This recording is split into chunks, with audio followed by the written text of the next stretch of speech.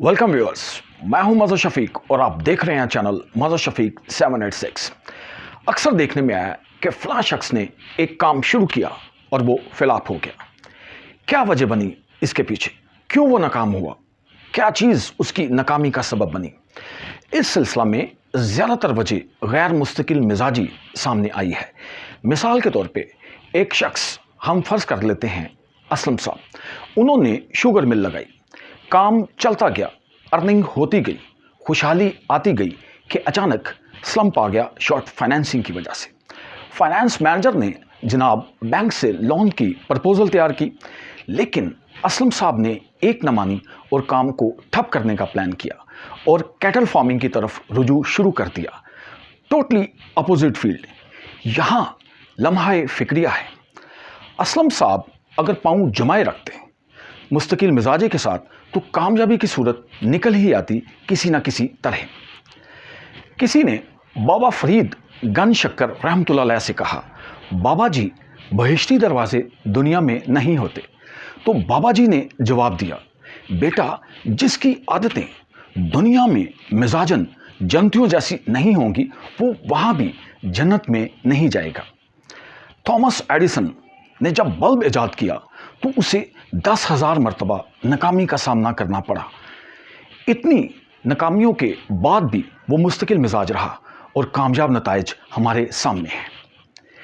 Nelson Mandela, तारीख का एक बड़ा नाम, 18 जुलाई 1918 को जनूबी अफ्रीका के शहर मंडेला में पैदा हुए। सियासत से नेल्सन को शुरू से ही लगाव था।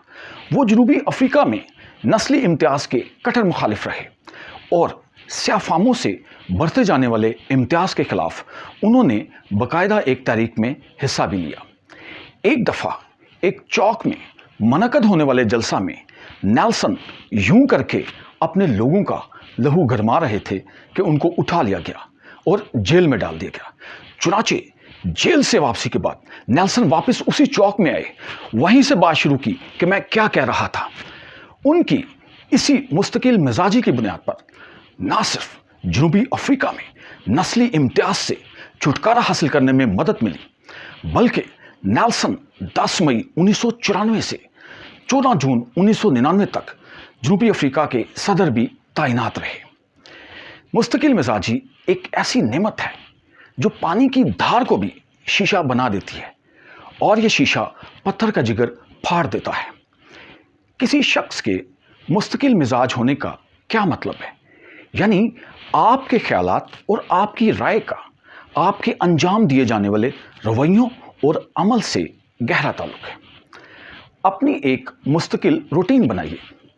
सुबह का आगाज़ मुस्तकिल मामूल के साथ कीजिए। कामयाबी तक एक टास्क की पैरवी कीजिए। मुस्तकिल सोच के लिए जदोजहद कीजिए। अगर आप मुख्तसर मुद्दत के लिए खुद को गैर मुस्तकिल मिजाज महसूस करते हैं तो भी लगे रहिए। स्कॉटलैंड के बादशाह रॉबर्ट ब्रूस ने जंग में नाकामी के बाद जब भागकर खुद को एक गार में छुपा लिया तो वहां उसने एक बादशाह होकर के मकड़ी के बार बार गिरकर जाला बुनने में कामयाब होने से सीखा कि हमें अपनी मायूसी पर परेशान नहीं होना चाहिए बल्कि दोबारा मेहनत करनी चाहिए।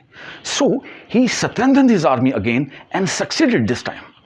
उसने अपनी आर्मी को मुनज़्ज़म किया और इस बार कामयाब हो गया। खतीब बगदादी रहमतुल्लाह अलैह फरमाते हैं, एक आदमी को इल्म हासिल करने का बहुत शौक़ था, लेकिन उसे कामयाबी नहीं हासिल हो रही थी।